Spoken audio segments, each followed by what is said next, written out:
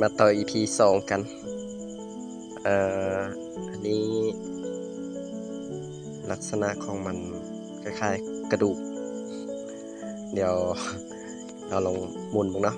ว่ามันจะไปเป็นแบบไหนเฮ้ยคล้ายๆคือตีนคนวะแม่นปะคือคนอาขาเนาะเดี๋ยวลองหมุนบ้างนะบอนนี่เฮ้ยอันนี้ไม่ยังวะเฮ้ยโอ้เรียบร้อยเลยเป็นคนอีหลีเฮ้ยคือบ่ได้ปะเดี๋ยวลองหมุนบ้างนะโอเคนะเป็นคน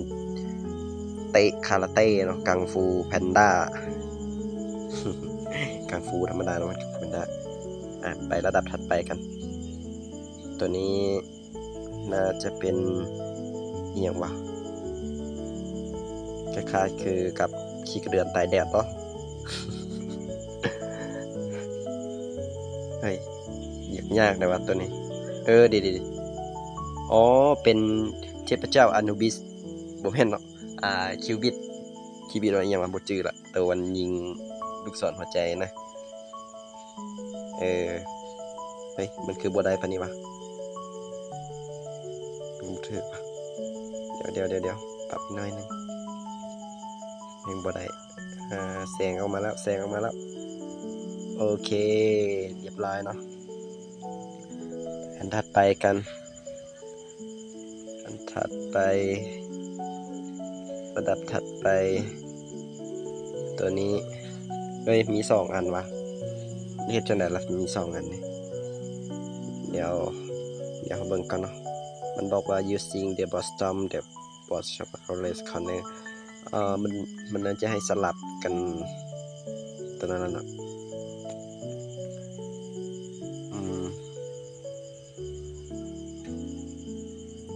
เฮ้ยเดี๋ยวสิเฮ็ดได้อยู่ว่าตัวนี้มันคือกดบ่ได้ล่ะลองกดเฮ้ยมันกดบ่ได้ตัวนี้เดี๋ยวลองมันแจ้งอย่างวะเฮ้ยยากว่ะโอเคกดได้แล้วเนาะแล้วก็หมุนเอ้ยอันนี้มันเป็นรูปอีหยังวะบ่เคยเห็นเว้ยลูกแก้วน่าจะเป็นลูกแก้วเนาะตัวนี้ลูกแก้ววางถึงโตหรืออย่างสักอย่างนี่แหละตัวนี้เป็นอย่างมันต้องเป็นแบบนี้วะ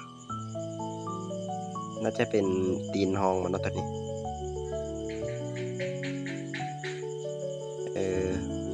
เดี๋ยวลองหมุนหลายๆแบบบ้าง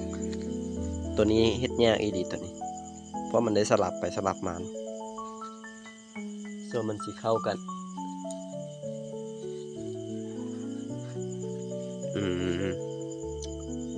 น่าจะประมาณนี้ได้บ่ได้นะบ่ได้ก็ต้องได้เลื่อนไปอีกแบบโอเคเฮ้ยน่าจะเป็นแบบนี้เลยมันอยู่ในไหบ่ โอเคประกอบกันแสงขึ้นมาแล้วเด้แต่ว่ามันบ่ได้มันเป็นหยังวะมันคือบ่ได้เฮ้ยมันต้องบ่ถึกลวงว่ะต้องได้หมุนไปอีกลวงนึงเนาะเฮ้ยมันน่าจะได้แล้วว่ะแต่ว่าหมุน2 โตไปมันต้องกดแบบใดวะ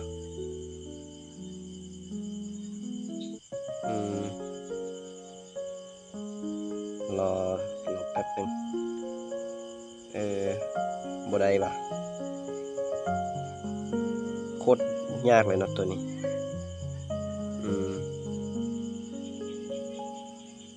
เพราะมันเป็น2 อันเดี๋ยวลองหมุนซ้ายหมุนขวา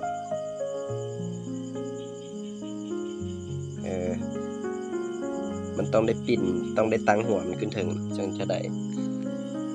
ลองเห็นกันค่อนข้างจะยากเลยไหมเห็นยากอีกตัวนี้น่าจะเอามาถึงจุดแล้วเนาะมันน่าจะประมาณนั้นแล้วเราก็จะลากตัวนั้นมาใส่โอเคลากมันมาใส่กันปึ๊บ สมบูรณ์แบบ มันคือบ่ได้วะ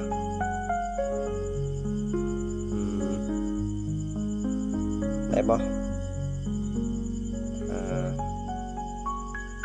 เฮ้ยมันคือยากแท้ละ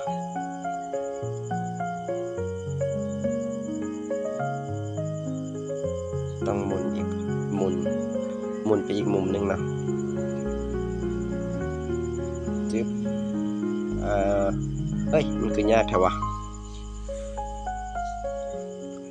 เสียเวลาโดนเติบแล้วตัวนี้หมุนจังใดก็บ่ได้เฮ้ยได้ให้แดถ้าจะได้แล้วนะบัดนี้เนาะจึ๊บโอเคได้บ่เฮ้ยบ่ได้ครับน่าจะประมาณนี้ได้บ่โอเคโอ้โซสิได้โคตรยากเลยตัวนี้มันแม่นอีหยังวะตัวนี้กวดแก้วอ่ะ วายเนาะน่าจะเป็นพวกกดวายตัวนี้เห็นกระเจ้าเล่นอยู่จืออยู่น่าจะเป็นกระแจเนาะอาจจะเห็นง่ายอยู่ตัวนี้นี่ปึ๊บโอเคเป็นหูกระแจส่วนทางลุ่มก็ได้หมุนเนาะหมุนให้เป็นรูปกระแจน่าจะประมาณนี้เนาะหมุนไปอีกหน่อยนึงแล้วเอาประกอบกันจังไหนวะโอเคจึ๊บได้เป็นกระเจเดียว ต้องเปลี่ยนแปลงอีกจักหน่อยนึงนะต้องเอาไปทางแบบ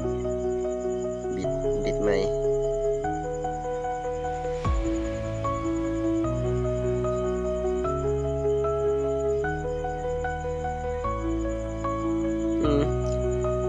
เป็นอย่างต้องเป็นกระเจเดียวอะบิดอีกข้างก็น่าจะได้แล้วเป็นกระเจหัก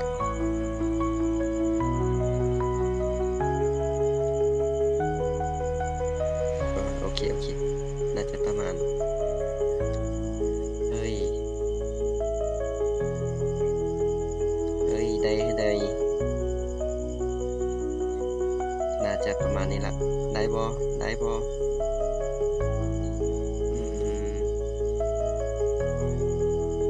ปึ๊บเฮ้ยต้องได้หยับดีกว่าโอเคก็เรียบร้อยเอาง่ายบ่ง่ายละโคตรยากเลย โอเคครับจบ EP 2ไปเนาะ